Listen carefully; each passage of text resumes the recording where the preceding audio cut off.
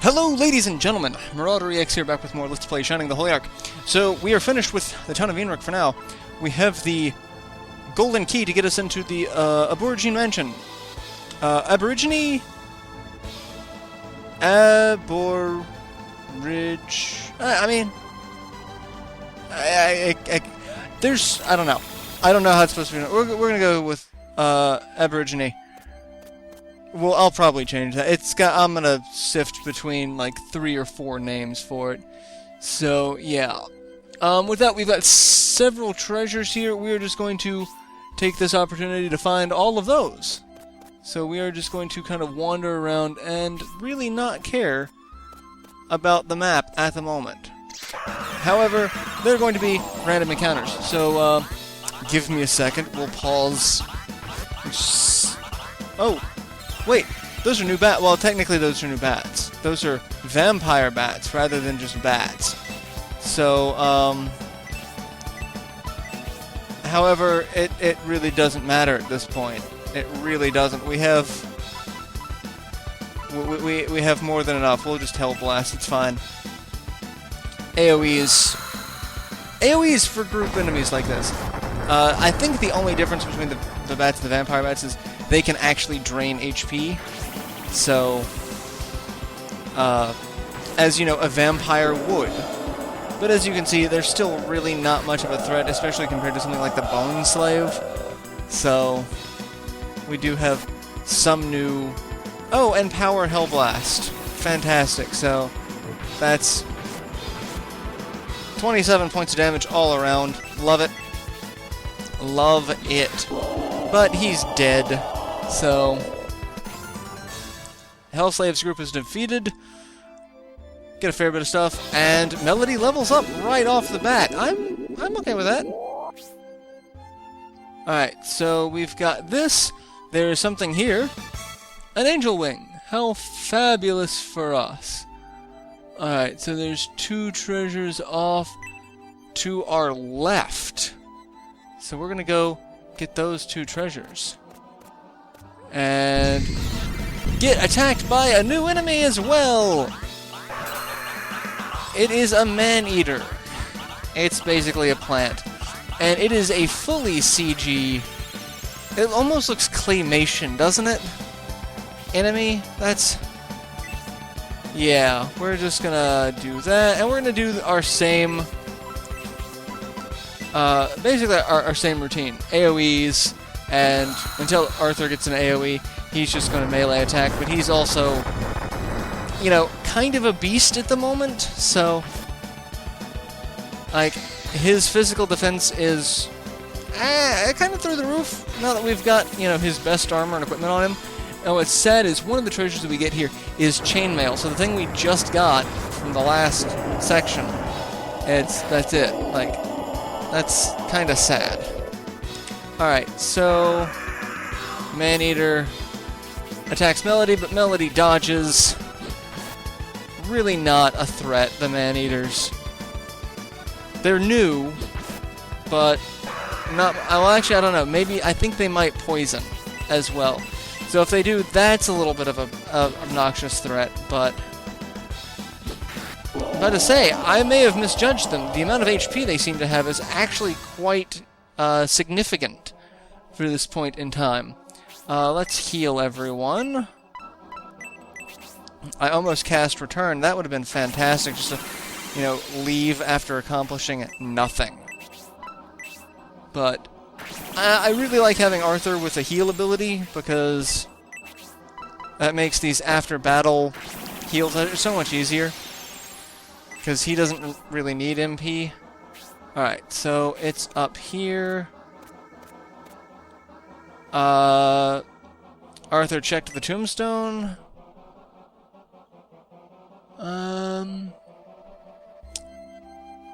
I thought yeah, I want to open the crypt. What are those? 5 and... So, yeah, there's supposed to be 2 treasures right on top of each other here. So... Found the power shield. That's 1 item for Arthur.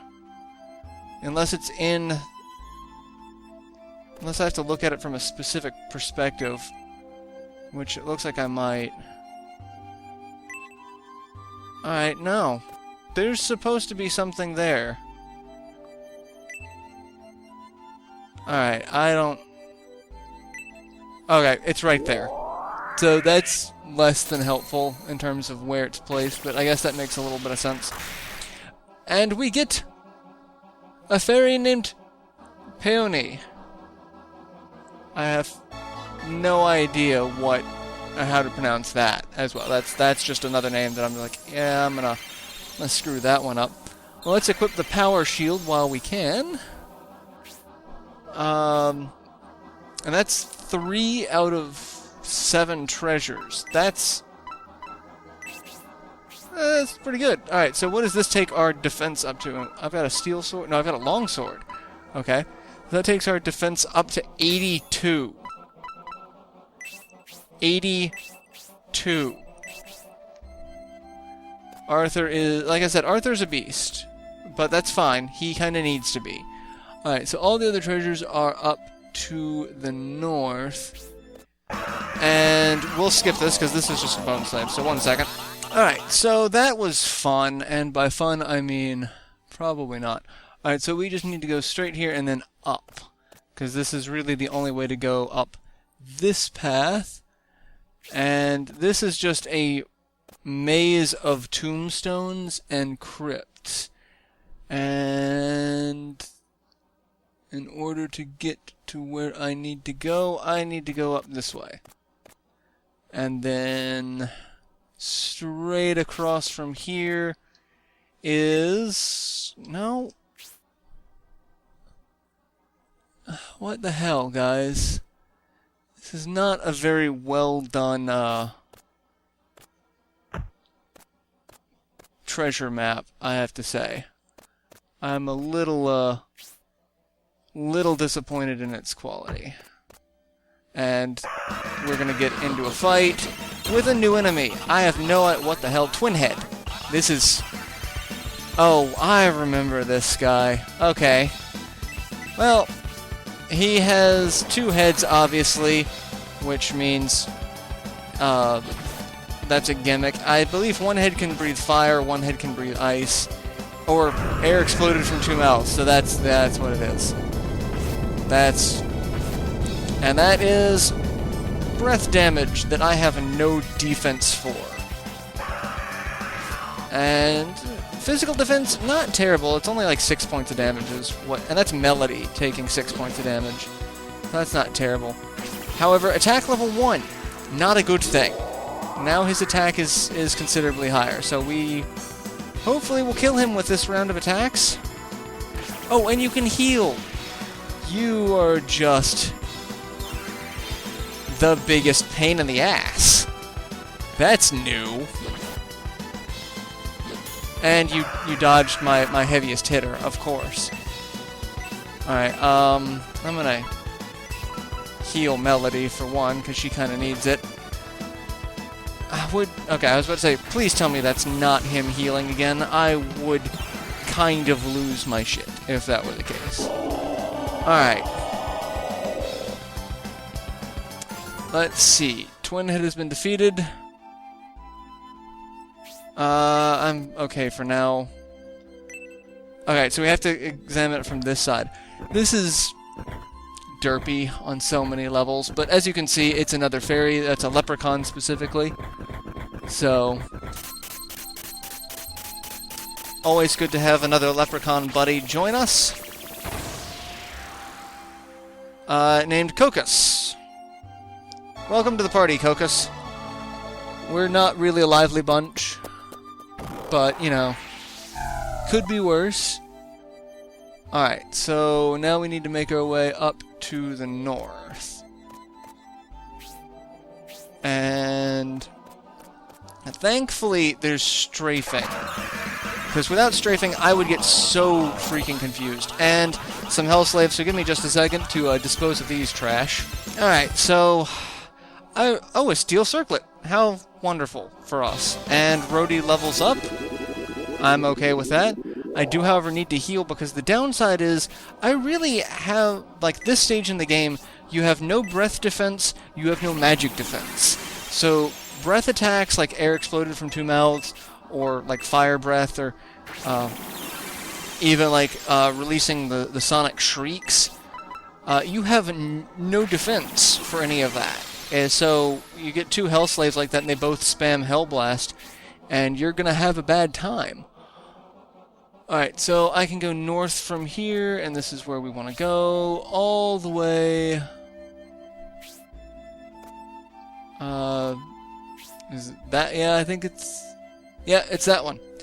And do you want to open Stone Crypt? Why, yes! Yes, I do! Yes, indeed. Let's open that crypt. Arthur checked the Stone Crypt. And we get another fairy companion. An incubus, named Krupus. Not to be confused with Krampus.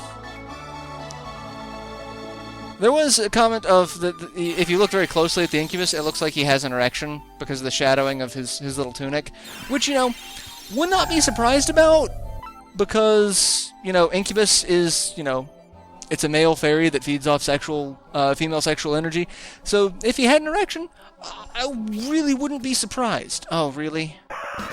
Oh, it's Billy again. Alright, give me 1 second to dispose of him. Alright, the thing about twinheads, they get 2 turns because they are one enemy, but I guess each head counts separately. So that's kind of obnoxious. Alright, so we're going to examine this crypt. And then we have one more treasure to get here, and it's actually quite useless in the grand scheme of things. And then that is the bulk of the exploration section of the Aborigine Woods. We find the Steel Sword. So yay, Steel Sword.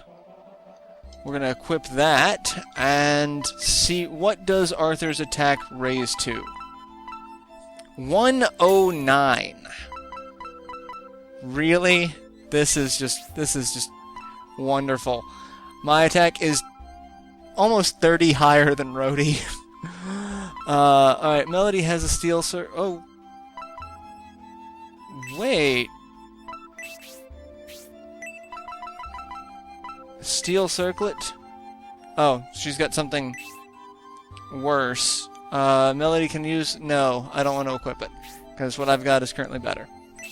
So, we got one more thing, and in order to get there, I've got to go around my ass to get to my elbow. We need to go back the way we came, which is just fabulous, because yay, enemies. So give me 1 second. I probably should have kept that in. Arthur did a power attack for 60 points of damage. That's ridiculous for the stage in the game, really. Alright, so we need to go this way, and... down and around that second set of tombstones. And then we should be able to go north from here, around this side, except we're going to get into another fight with a maneater. Thankfully, I have like 4 leprechauns, so give me a second, I'll make short work of them. So, yeah, Arthur took a grand total of 3 points of damage. That's how this went. Alright, so I guess I can't go that way? How am I supposed to get up there? Oh, damn, I gotta go back up and around that section. Alright, give me a second, because I'm probably gonna get into a fight going back up this way. Because backtracking in this game sucks. I go this one. Yep. Yay, fights. So, yeah, I'm gonna just skip it. So yeah, they can attack with poison fangs, so Arthur is poisoned. But poison does not seem to be as much of a threat in this game as I remember it. I got like 2 attacks off before it did any damage to me. So I don't remember when the poison proc is supposed to take effect. So that's weird to me. I don't know why. That just seems a bit strange. Let's heal everyone back up to full. And the best part about this is I can go back to Enric and, you know, rest at the inn for next to nothing money-wise. And, yeah, really, these fights just are never ending. I walk 2 spaces. Alright, give me 1 second. I've thought about just leaving the fights in, but I really feel like if I did that, I would get nowhere fast in this game, which is unfortunate. Because, like, the raw recording of this episode, we're about 24 minutes. Cutting out battles, we're at about 15. So, yeah, that should tell you just how ridiculous this is in terms of trying to progress through this game. So I really think that keeping the fights in, you'd get nowhere fast, and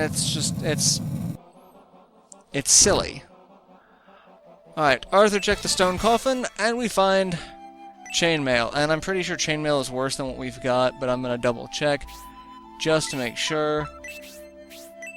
What does the chainmail take us to? Lower! So no, we're just going to sell that. So I can actually go back to town, sell the large shield, the long sword, and the chainmail, as well as the extra circlet that we've got. So, I might do that. I mean, we don't have time. We do have to... There's a ton of exploration for the forest. There's this upper section, which is where all the treasure is, and then there is the western section near the entrance, where we actually have to go. So there's really nothing else of value over here, other than, you know, enemies. So yeah, I'll leave this fight in, because at this point, like I said, I really don't think there's too much to do. I can just start the next episode walking directly to the mansion entrance, because we need to go to the mansion entrance and we need to use the key. So I could try to find... I could just go ahead and skip ahead to where the entrance is and show that off. But I mean, I could just as easily start the next episode doing that, which is probably what I'm gonna do. So, 42 points of damage on a regular hit. I love just how much damage Arthur can do. Arthur, he's one of those hero characters that you don't need to worry about leveling up. He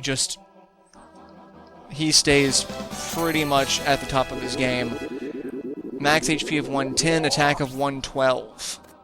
Alright, let's just go ahead and return. That'll take us out to the exit.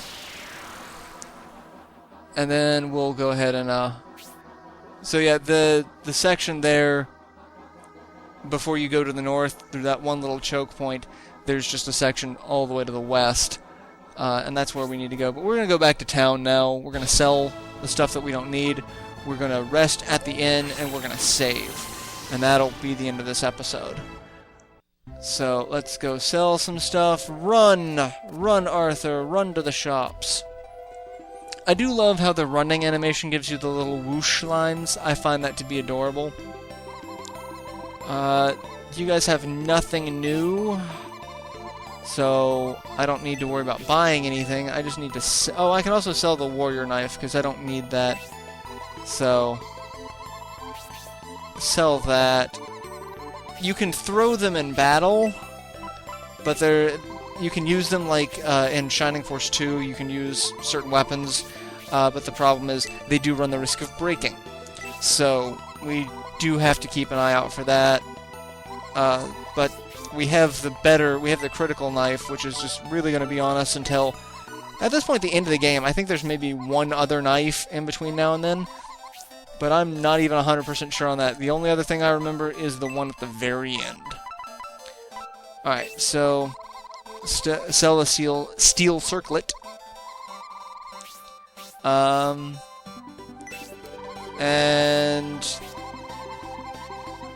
just on the off chance, I'm going to check their deals. I think the only thing they will have will be the stuff I've sold.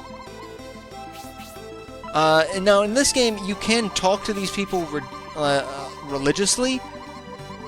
Then you're probably interested in items with magical powers. We just got these in this morning.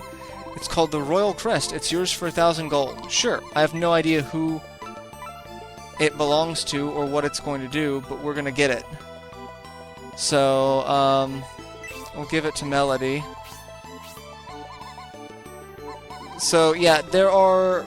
If you go and talk to people repeatedly, check deals, leave, check deals, leave, you can get items. And, like, we just got the Royal Crest, which increases magic defense and luck.